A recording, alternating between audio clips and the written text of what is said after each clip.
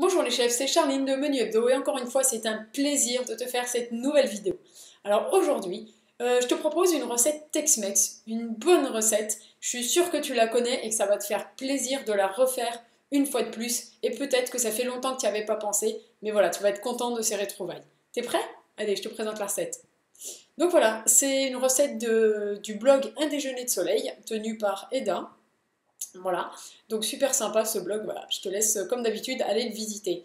Donc la recette du jour c'est le chili con carne. Regarde cette magnifique photo, il est pas beau le chili avec le petit riz là qui a l'air super bon, une petite touche de citron vert qui amène l'acidité, le peps. C'est vraiment super bon. Allez, on passe à la recette. Je t'invite à lire tout ça, c'est super. Bon là j'ai pas trop le temps mais voilà, ce sera à toi de découvrir. C'est vraiment passionnant tout ce que Eda raconte. Alors, pour les ingrédients, ne prends pas peur parce que la liste est longue comme le bras. En fait, les ingrédients indispensables, eh ben, ils sont là. Les tomates, la viande et le haricot rouge. Voilà, il y a 3 ingrédients indispensables. Tout le reste, là, les gousses d'ail, tout ça, c'est de l'assaisonnement. Alors, je dis pas que c'est pas bon, il faut les mettre, mais c'est pas vraiment indispensable. Si t'as pas le cumin en poudre ou la cannelle, tu peux très bien faire la recette. Mais bien sûr, si tu mets tout ça, ce sera que encore meilleur. Juste pour les haricots rouges, c'est encore meilleur si tu prends des haricots rouges secs que tu fais tremper la veille.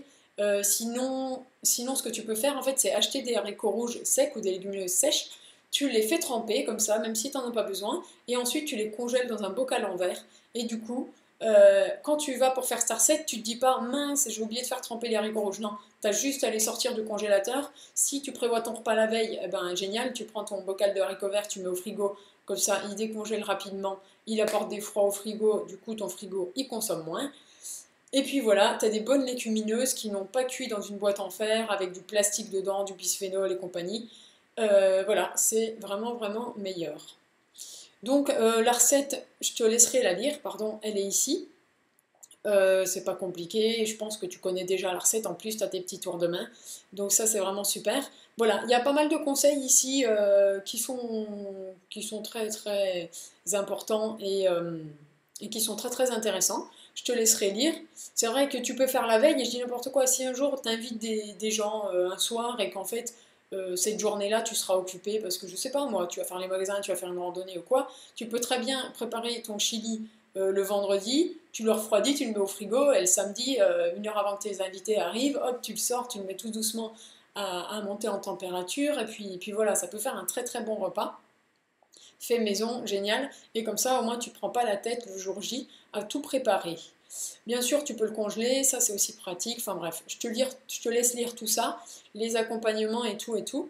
Mais voilà, c'est vraiment une bonne idée de recette de saison. Alors de saison, oui, il y a la tomate, mais la tomate de temps en temps, soit tu peux la manger en boîte, soit tu peux te servir, si tu fais des conserves de tomates, tu peux t'en servir à ce moment-là.